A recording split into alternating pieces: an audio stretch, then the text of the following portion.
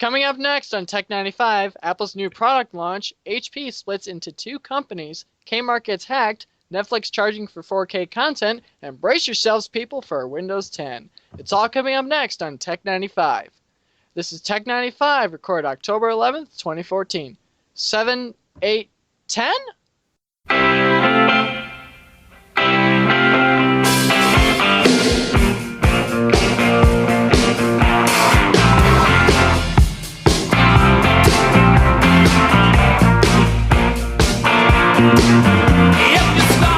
Hi, I'm Jonathan Healy. I'm Travis Smith. And welcome to Tech 95. All right. Doing it on Skype again. Yep, Skype. Yeah, Skype all Travis, the way. college is getting to be a real humdinger of a bullcrap. So we're not really able to get together and do this as much as we used to. So we've been kind of having to do this over Skype. But one of the classes we're taking together, actually, believe it or not, is ending within the next week. So free up our time. Yeah, free up our time by about half. And the crazy thing, the class is about Windows 8, which is pretty much going to die soon. So I'm like, why did I even take this class? You know, that's the same thing that happened to me when Microsoft Office. I was trained in Microsoft Office 2010.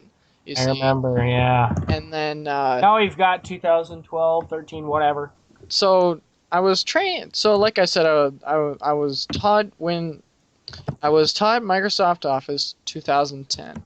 Okay, and then like the 2 weeks before the class ended, Microsoft dropped 2010 altogether, and they just stuck with 2013. And then, but good thing I didn't really buy it because I was using the Microsoft trial. So yeah, that was cool.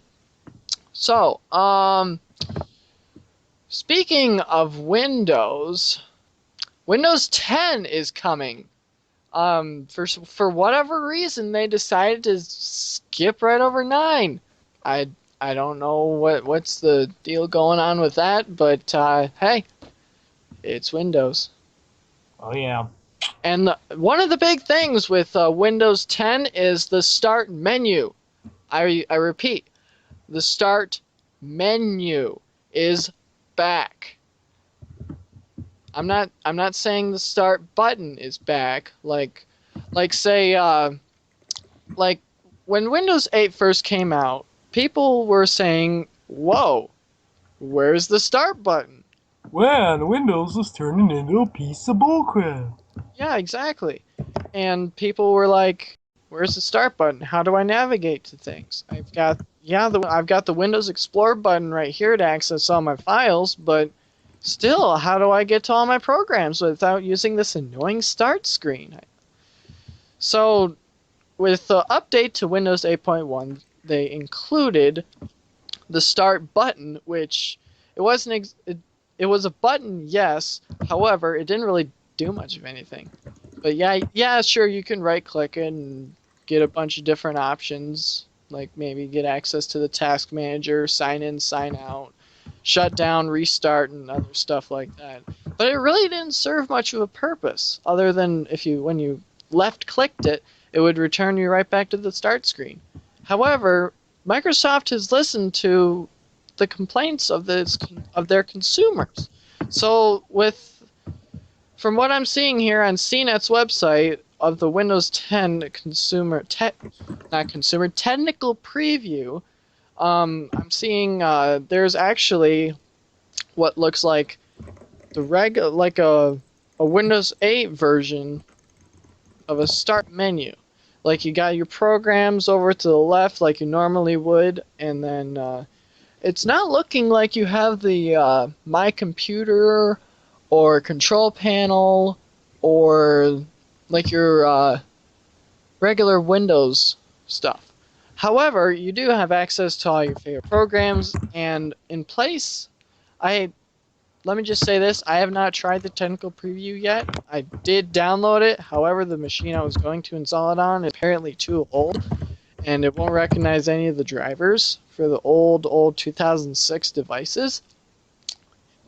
doesn't seem like 2006 is that old, but still, for an operating system, that's old. So yeah, you got the little live tiles there in the right corner, or in the right panel of the start of the new Windows 10 Start menu, and I'm hearing good good reports about it.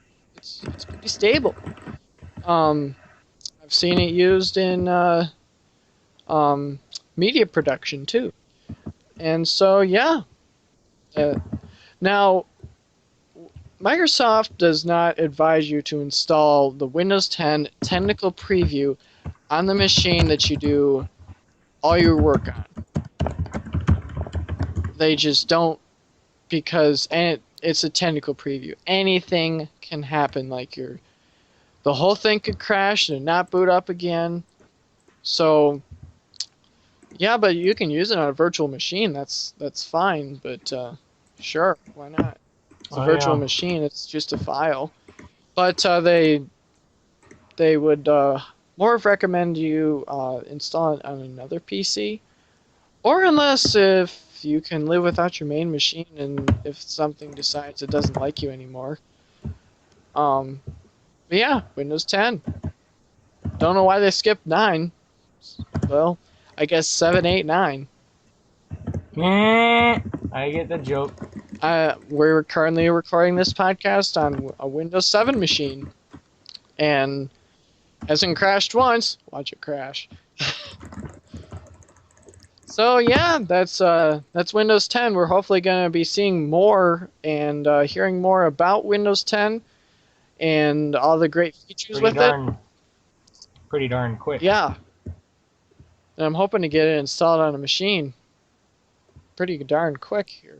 As soon as this class is over, I'm going to have half my time back. So Same here. Except for the other computer class I got, it's a stupid thing. which one? Which one is that? It's just a standard learning about computers class. Like how do you turn one on? How do you turn on Office and all this stuff? Dude, if you don't get a 4.0, I'm going to kill you.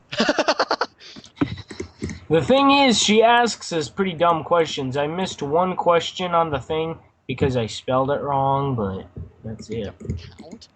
So going back to our Windows, if you're not a Windows fan, if you don't currently use Windows, and you're a Mac fan, so if you're looking to upgrade your Mac or iOS device, you name it, iWatch, iPhone, whatever, Apple TV, I would advise you to wait because Apple's 2014 roadmap, and this is on Mac Rumors, and it says Apple is set to release a slew of new products during the third quarter of 2014, according to KGI Securities analyst Ming Chi Kudo, however you pronounce it. So yeah, they're planning on releasing the iWatch, iPhone 6, which is already released, and I'm already seeing it. iPad Air 2, iPad Mini with Retina display, 12-inch Mac Pro, or not 12-inch Mac Pro, 12.9-inch iPad Pro. Kuo believes that the Apple is indeed working on a 12.9-inch iPad, but he does not expect it to be launched in 2014. So, if you want a 12.5-inch, almost 13-inch iPad, you better wait. 12-inch MacBook Air. A new lower-priced iMac is believed to be on the horizon, which Kuo says it could help boost iMac shipments by about 23%. It could be the Apple's first product launch of the year. Apple TV. Apple TV is not expected to launch a full television set this year, but an upgrade to set-top box and an app store and motion control technology is expected. So, do us a favor, wait. Just wait a little while. I think from another tech news feed I subscribe to, they advise you wait till like next week or something, somewhere. But I would hold off, and unless Unless you are in like dire need of it. Just hold off if you can.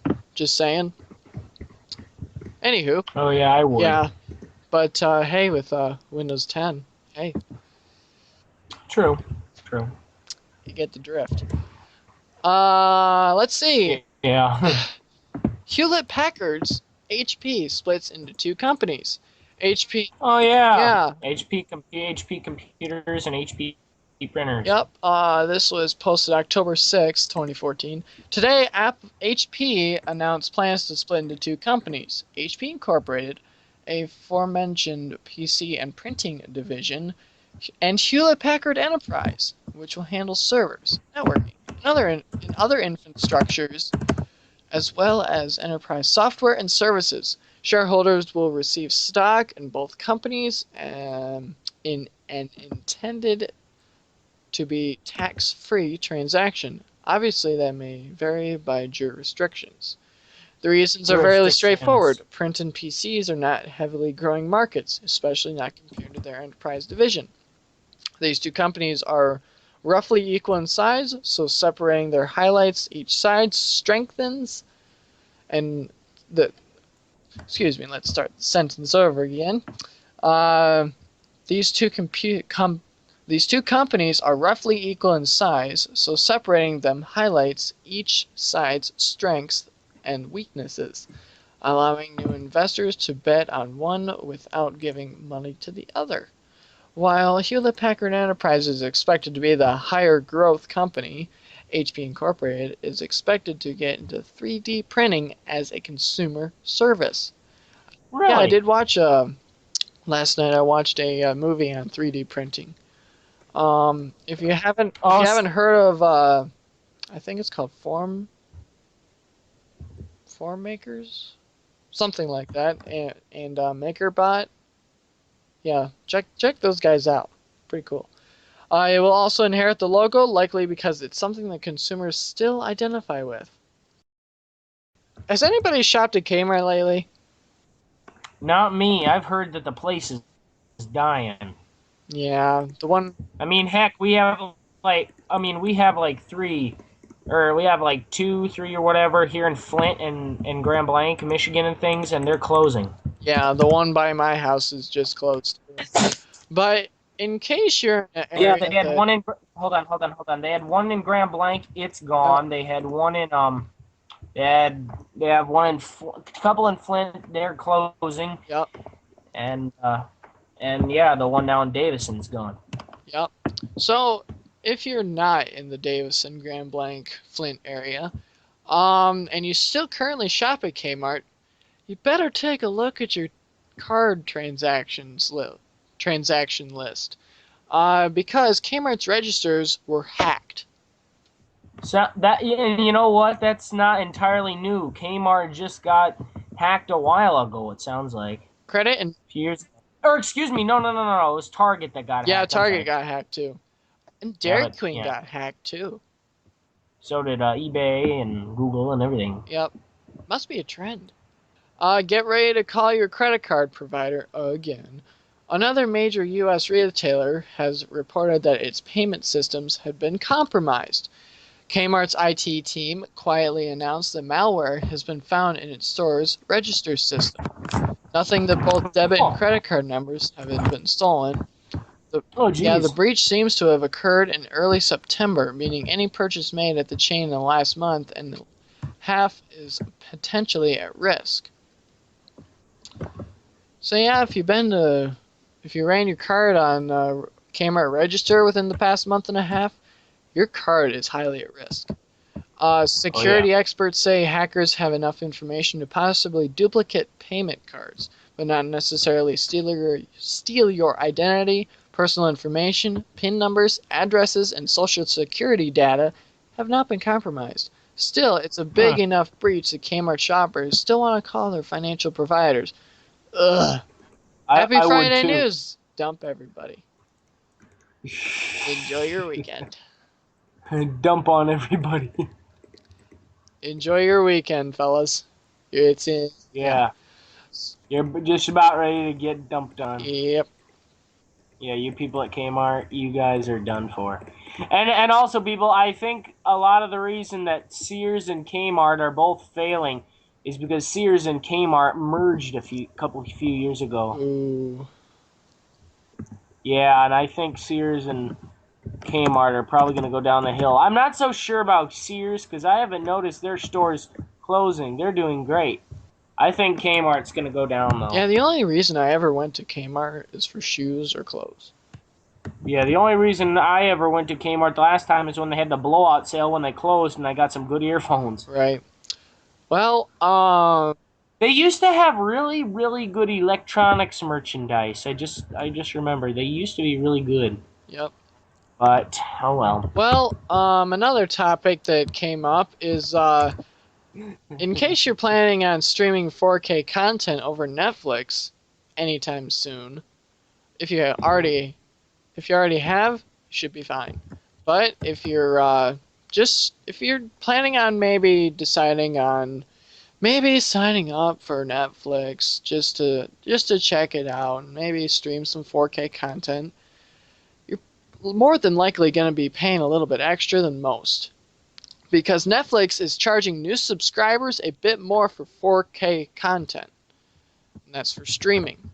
Similar to the upcharge to get Blu-rays in the mail over DVDs, Netflix is implementing a higher price for 4K streaming too. New subscribers and folks who already weren't using their UHD screen to watch House of Cards in 4K will have to jump into the $11.99 per month family plan, according to HD Guru. Following its tradition of rewarding loyal customers though, if you were using 4K streaming prior to early October, you're grandfathered in at $7.99 a month. As Variety tells us, that lower subscriptions rates will continue indefinitely, and that the price change will actually took effect on August 12th. So, what will the very specific crowd that this affects get to watch? Well, aside from the mainstays of the full run of Breaking Bad, there are a few additions to including Ghostbusters and its sequel, The Nature Doc, Moving Arts, NBC's Blacklist, and yeah, the Smurfs, for the kids. Well, I'm only Seriously. going to read a few paragraphs on this, but if y'all want to check it out, head over to computerworld.com. But again, with the Windows 10, consumers won't have to pay for updates or upgrades. Microsoft will have no choice but to give consumers free Windows upgrades once it launches Windows 10 and kicks off the fast tempo, an analysis asserted. If Microsoft wants consumers to update and keep up to date, it really means that Microsoft is going to have to give those consumers updates for free. There's no really other way around to do it, said Michael Silver-Gardner at the research firm Annual Technology Conference. A consumer isn't going to give Microsoft credit cards and say, "Charge me for a new release whenever it comes out." That just simply doesn't happen, people. Silver said it's very likely that consumer releases will be free. That will affect Microsoft's bottom line, with Windows 10 expected to be the nameplate for the OS for years longer than the usual 3-year cycle between major upgrades from Windows 7 to Windows 8. Say, free means that consumers will never again have to pay to upgrade their PC's OS. A constant trickle of free updates and upgrades will also put computer makers in a bind, as historically they have relied on new additions to spark sales, particularly to consumers. So yeah, take that for what you will, but I plan on sticking to Windows 7 primarily.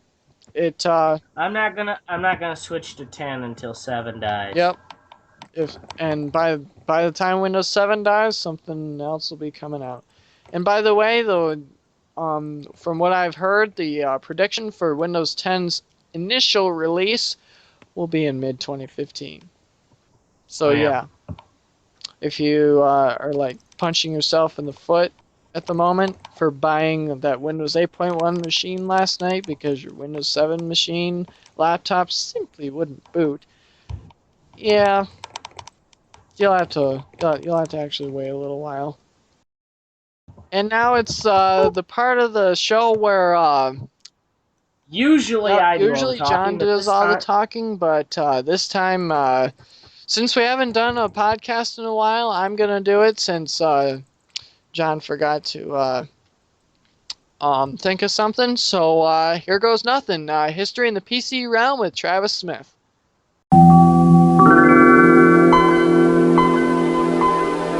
Star Wars Jedi Knight Jedi Academy. It is a PC game that is available for both PC, Nintendo GameCube, Microsoft Xbox, PC. I already mentioned PC. Sorry. What else is available for? Anyway, um, yeah, if you can buy it on Steam for around $10 ish, and you might find it. If you're lucky, you might find it on a Steam sale. But Look at yep, eBay, eBay will work too. Amazon, whatever. John, stop clicking. Getting annoying. What? I'm trying to do something. Okay, in 3, 2. Star Wars Jedi Knight Jedi Academy is a 2013 first and third-person action game set in the Star Wars universe, and it was developed by Raven Software and published by LucasArts in North America, by Activision in Europe, and Cyberfront in Japan. The game was released for Microsoft Windows and OS X, published by Aspyr, in September 2013, and for Xbox, developed by Vicarious Vision in November 2003 and received positive reviews. In September 2009, the game was re-released with the other Star Wars Jedi Knight games. For example, Star Wars Dark Forces, Star Wars Jedi Knight, Star Wars Jedi Knight Dark Forces 2, Star Wars Jedi Knight Mysteries of the Sith, Star Wars Jedi Knight 2 Jedi Outcast, which I have beat that game several times, through Steam and Direct2Drive. Jedi Academy is powered by the Quake 3 Team Arena game engine, and is the same engine used by the Jedi Academy's predecessor, Jedi Outcast, which those games have almost the exact same, very similar system requirements for PC. Jedi Outcast, let's see. In a new feature to the series, the player can modify the character's gender and appearance and construct a lightsaber by choosing the hilt style and blade color. In single-player mode, the player takes control of the character Jaden Core, a student of the Jedi Academy under the tutelage of Kyle Katarn, which that means Kyle Katarn is his teacher, and you play as Kyle Katarn in Star Wars Jedi Knight Jedi Outcast. And I think it's also in Mysteries of the Sith, and I'm not sure about Dark Forces. And I think it's also in Jedi Knight, the first one. The player must complete various missions assigned to them by Kyle Katarn and Luke Skywalker. There is also a multiplayer mode that allows players to play against other people over the internet or via LAN, local area network. In the gameplay, I'm only going to read these last few because we're running out of time.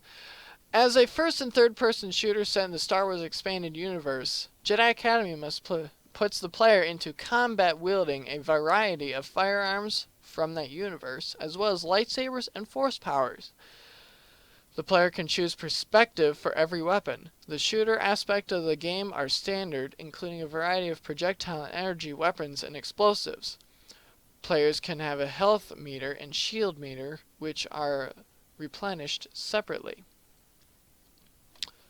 In both single and player multiplayer modes, the player's characteristic is a Force user who has access to a variety of Force powers in addition to their lightsabers, including push, pull, jump, heal, lightning, and other abilities from the Star Wars universe. The Force powers are categorized into core, light, defensive, and dark, offensive. Each Force power has 3 ranks, with the power increasing in effectiveness with each rank. In both single-player and multiplayer, players choose how to rank up their powers, adding a layer of customization.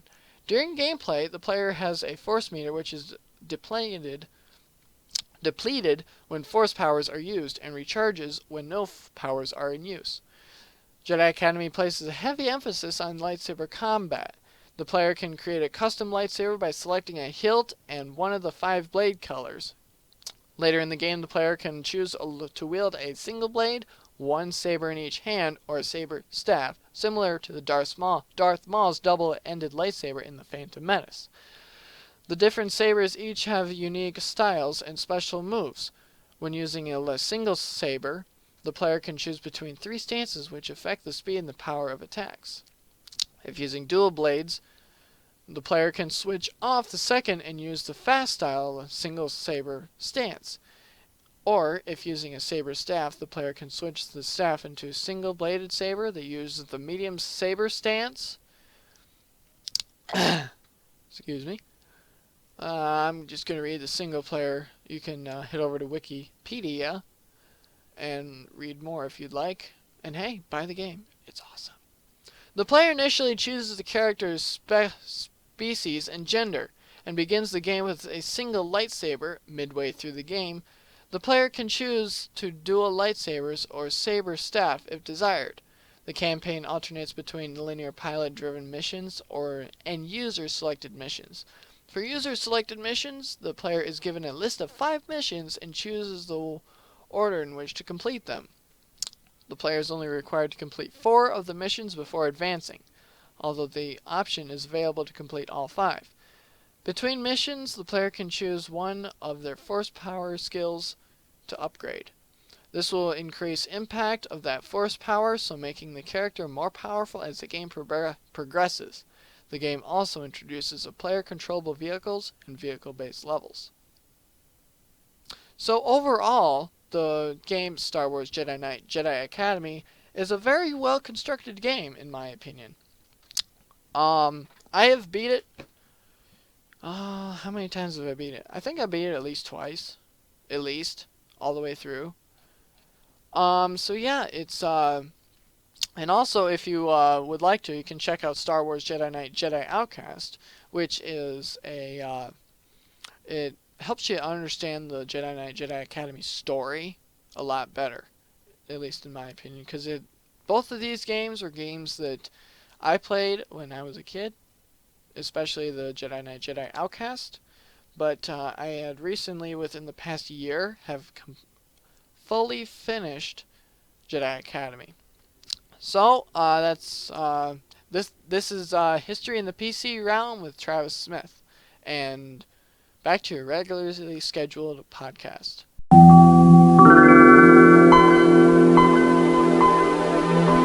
Well, John had to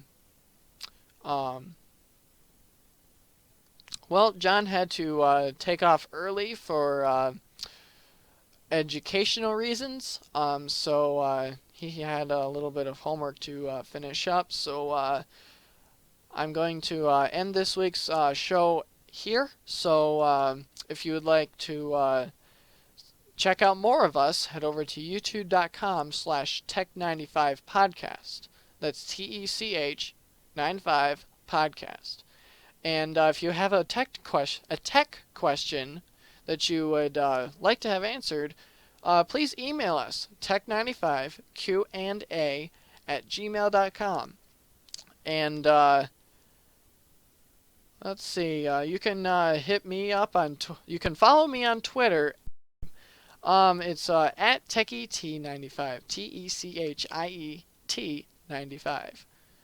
So that's all the time we have for today. So thank you for listening to Tech 95, and well, depending on our schedules, we will hopefully be recording another episode within the next week, depending on our schedules. Which let's see, the classes are, my time is going to be more freed up, not this coming week, but more of the week after, which is after the 20th. So that's about 9 days from now. It's going to be freed up quite a bit because, excuse me, the class that me and John are taking that is taking up all our time is coming to an end. So hope you've enjoyed this episode of Tech 95, and we'll see you guys later.